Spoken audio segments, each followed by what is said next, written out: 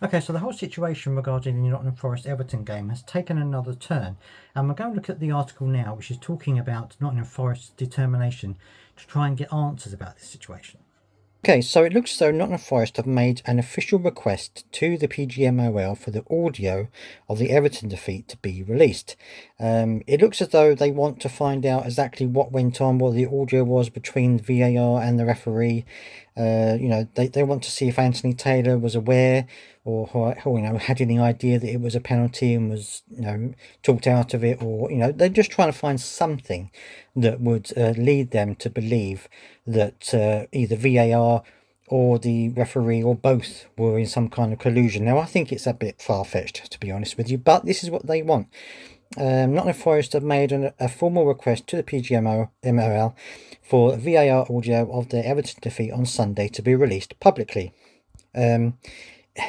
I'm not sure this is going to work. But anyway, it says Nottingham Forest has today submitted a formal request to the PGMOL to release into the public domain the audio recordings between officials during yesterday's match against Everton at Goodison Park. The club has requested this be shared for the key match incidents: Ashley Young's challenge on Giovanni Reina on the 24th minute, Ashley Young's handball on the 44th minute, and Ashley Young's challenge on Callum Hudson-Odoi on the 56th minute. We firmly advocate for the broader football community and supporters to have access to the audio and transcript for full transparency, ensuring the integrity of our sport is upheld.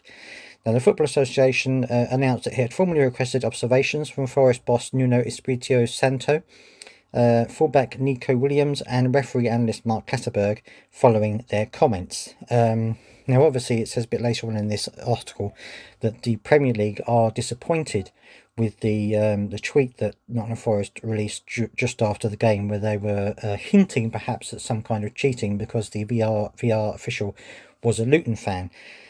To be honest with you, I think that this is just not going to go anywhere. I mean, okay, if they've made a mistake, if they've made a genuine mistake, and those three penalties were penalties, and they just made a genuine mistake, then yes, of course, that might come out during the audio.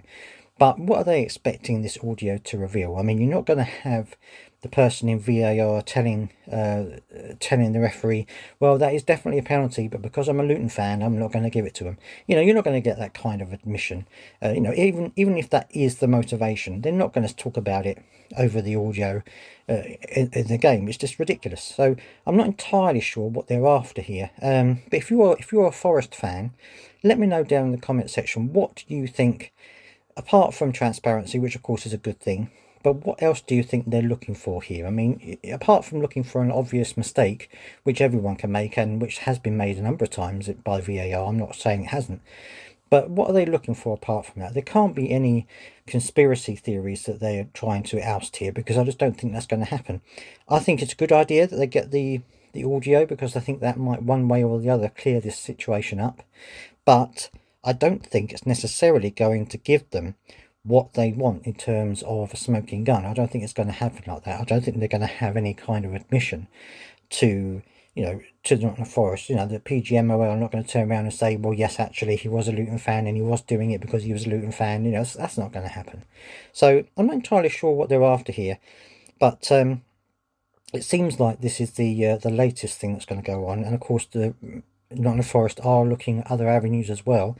So I guess if they do release this audio and it does have something incriminating in it, there could be more going forward. Let me know in the comment section, guys, what you think about this. Is this whole a complete farce, storm in a teacup, or do you think that actually there could be something in this that needs to be addressed? Let me know down in the comment section, guys.